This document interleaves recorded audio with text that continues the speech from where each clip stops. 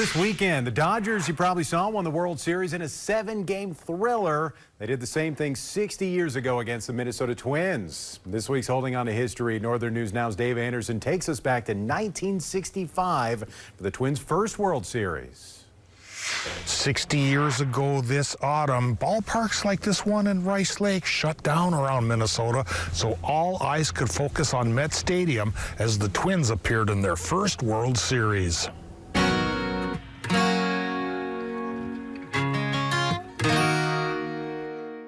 NBC Sports presents the 1965 World Series. In 1965, the 4-year-old Minnesota Twins went up against the 7-year-old Los Angeles Dodgers.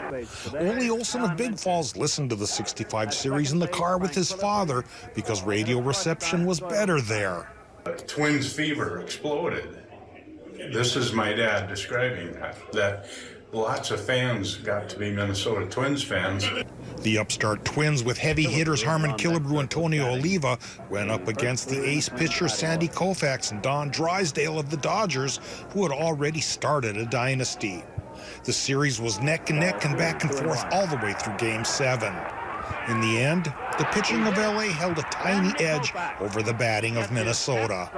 I think defense wins championships, and if you look across any sport, you got to have a good defense in football, a good goalie in hockey, and certainly a good pitching staff in baseball.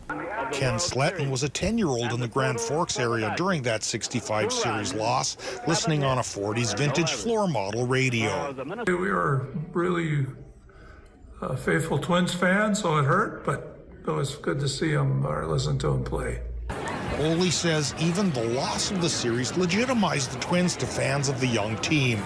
They spread the seeds around Minnesota, Wisconsin, Dakotas, Iowa. Everybody fell in love with the Twins. Of course, the next 2 times the Twins got to the World Series, they won. So for Minnesota sports fans, 2 out of 3 is never bad. Holding on to history in Rice Lake, Dave Anderson, Northern News Now.